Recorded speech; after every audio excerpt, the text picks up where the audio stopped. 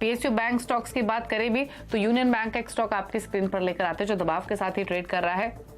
हालांकि नंबर्स आए हैं यूनियन बैंक के, और अगर आप नंबर्स देखेंगे तो चौथी तिमाही में बैंक के मुनाफे में 93% तो आए में 22% का उछाल दर्ज हुआ है, लेकिन बैंक के निम्स में तेज गिरावट आई है। वहीं तिमाही आधार पर एमपीएस में बढ़ोतरी हुई है। यही वजह है कि इन नंबर्स पर स्टॉक रिएक्ट करते हुए आपको दिखाई दे रहा है। और बातचीत करने के लिए नंबर्स पर यूनियन बैंक ऑफ इंडिया के ईडी नितेश रंजन हमारे साथ मौजूद है। नितेश जी नमस्कार, स्वागत है आपका। तो पहले तो अगर इस क्वार्टर के नंबर्स देखें तो आपके हिसाब से क्या की हाईलाइट्स रही? ऑल्दो हमने देखा है कि जो निम्स हैं और साथ साथ जो नए एनपीए हैं वो थोड़ा सा डिसअपॉइंट कर रहा है मार्केट को।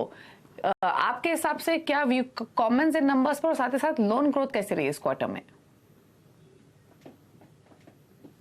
Good morning. ये जो मार्च 2023 का क्वार्टर रहा है और पूरा वर्ष भी जो 2022-23 रहा है बहुत अच्छा रहा है जैसे आपने कहा, और हर एक पैरामीटर पे 3-4 चीजें मैं बताना चाहूंगा। पहला कि साल के शुरू में हम हमेशा गाइडेंस देते हैं डिफरेंट पैरामीटर्स पे, तो मुझे खुशी है कि जितने भी हमने गाइडेंस दिए थे सारे गाइडेंस हमने 2022-23 में अचीव किए हैं हर एक पैरामीटर्स पे।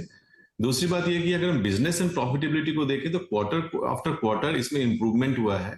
एंड विद इन बिजनेस भी डिफरेंट सेगमेंट्स जो रहे हैं, रिटेल, एग्री, एमएसएमई, कॉर्पोरेट्स में काफी अच्छा ग्रोथ हुआ है। प्रॉफिटेबिलिटी हमारा काफी स्ट्रांग रहा है। Operating profit 16% y growth, net profit में हमारा 61% का वाई ग्रोथ रहा है। मार्जिन हमने 3% पे रखा है। और अगर हम फिर तीसरी बात देखें तो हमने इस साल में डेटा, डिजिटल और एनालिटिक्स पे काफी फोकस किया है, because going forward this is going to drive banking. और इसमें हमने 10+ डिजिटल स्ट्रेट थ्रू जर्नीज की है।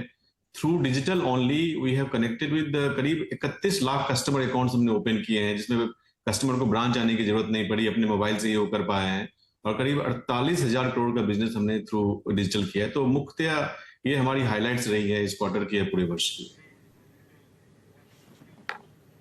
ओके अच्छा, एक चीज और सर, अगर हम नंबर्स देखें तो स्लिपेजेस बड़े हैं, इसके पीछे कारण क्या रहा? क्योंकि एक्सपेक्ट तो ये कहा जा रहा था, ये किया जा रहा था कि स्लिपेजेस लोअर साइड पर रहेंगे, स्पेशली सीक्वेंशियल बेसिस पे।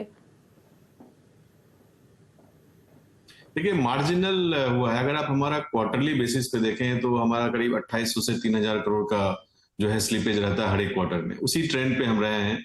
किसी क्वार्टर में कोई स्पेसिफिक अकाउंट आ गया, अदरवाइज हमने कोई लार्ज अकाउंट ऐसा नहीं देखा है जो हमारा स्लिप किया है। अगर हम अपने स्ट्रेस को भी देखें SMA-2 बुक को, तो कोई भी उसमें लार्ज अकाउंट ऐसा नहीं दिखता है जो अभी लाइकली स्लिपेज। अच्छा, इसके अलावा जो नेट इंटरेस्ट मार्जिन है वो सीक्वेंशियल बेसिस पे शार्पली डिक्लाइन होते हुए दिखे हैं। और अगेन अगर हम इंडस्ट्री आउटलुक देखें तो ये वो क्वार्टर है जहां पर net interest margin usually sequential basis पे हम बढ़ते हुए देख रहे हैं। तो आपके निम्स क्यों गिरे हैं और क्या गाइडेंस आगे के लिए? इसको वन ऑफ से एक तो यह है कि हमने पूरे वर्ष का 3% का एनआईएम का टारगेट दिया था, गाइडेंस दिया था। हमने उसको एक्सीड किया 3.07% पे। हर एक क्वार्टर हमारा 3 से ज्यादा रहा, बट Q4 में 3% से कुछ कम था, मेरे ख्याल से 2-4 बेसिस पॉइंट कम था। इसका जो मुख्य रीजन ये था कि अगर आप देखेंगे अगस्त 2022 से डिपॉजिट रेट्स जो है काफी इंक्रीज करना शुरू कर दिए। तो हमारी अगस्त से मार्च तक जो डिपॉजिट की रिप्राइसिंग हुई उसका मार्जिन पे थोड़ा इम्पैक्ट रहा है, इसलिए मार्जिन जो है 3% से थोड़ा सा कम रहा है। बट ये जो FY24 है, इस वर्ष में हमारी फिर से उम्मीद है कि हम 3% मार्जिन को अचीव कर पाएंगे।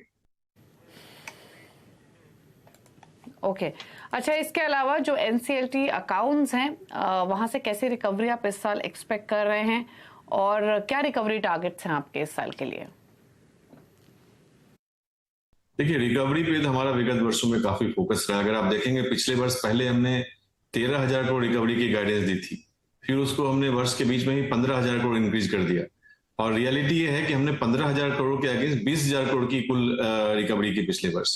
इस वर्ष भी हमारा करीब 15,000 का हम रिकवरी का टारगेट रख रहे हैं। और हमारे पास काफी अच्छा पूल है। अगर हम NCLT में जैसे देखें तो करीब 56,000 करोड़ के अकाउंट्स NCLT में है। हमारे करीब 500+ अकाउंट्स NCLT में है।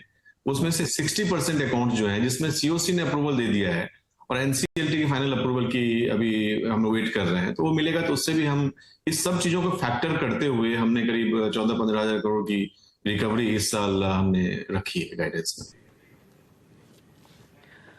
अच्छा, लोन ग्रोथ को लेकर आगे की गाइडेंस क्या है, और कौन कौन से सेगमेंट है जो आपको लगता है कि लोन ग्रोथ को फर्दर एड करेंगे, जहां पर काफी अच्छा रिस्पॉन्स इस क्वार्टर में रहा है? देखिए इस वर्ष के लिए जो हमारा गाइडेंस है लोन ग्रोथ का वो 10 to 12% का है। और हमारा जो है RAM sector and corporate sector, ये दोनों सेगमेंट जो है हमारे कंट्रीब्यूट करते हैं। पिछले वर्ष भी हमने ऐसा देखा है और इस वर्ष भी हमारी यही उम्मीद है। अगर हम पिछले वर्ष देखें तो हमारा 10 to 12% का लोन ग्रोथ का गाइडेंस था और हमने एक्सीड करके इसको 13.1% किया। इस बार भी हमें लगता है कि हम इसको 10 to 12% इजिली अचीव करेंगे। रैम में काफी स्ट्रॉन्ग ग्रोथ देखने को मिल रहा है, पर्टिकुलरली अगर आप रिटेल सेक्टर देखें और उसमें जो हमारा कुछ फोकस एरियाज हैं, जैसे व्हीकल लोन्स में है, एजुकेशन लोन में है, अनसिक्योर्ड पर्सनल लोन्स में है, तो काफी डिमांड है। और हम जैसे आपको मैंने बताया कि डेटा और एनालिटिक्स को यूज करके जब हम जैसे पर्सनल लोन्स दे रहे हैं तो काफी अच्छी उसमें वृद्धि है और क्वालिटी भी बहुत अच्छी मेंटेन है। तो इस वर्ष भी हम 10 से 12% टोटल लोन ग्रोथ कर पाएंगे। ओके, और इसके अलावा कोई फंड रेजिंग प्लान्स आपके वाई इक्विटी? देखिए, सबसे पहले तो मैं ये बताऊंगा कि जैसे मैंने आपको शुरू में बताया कि यूनियन बैंक की बैलेंस शीट अभी बहुत स्ट्रांग है। मार्च 2023 का अगर आप नंबर देखें तो टोटल कैपिटल एडिक्वेसी रेशियो जो हमारी है वो 16% से ज्यादा है और उसमें कोर इक्विटी इटसेल्फ अगर देखें तो 12.4% के करीब आता है, जबकि आरबीआई रिक्वायरमेंट 8% की है।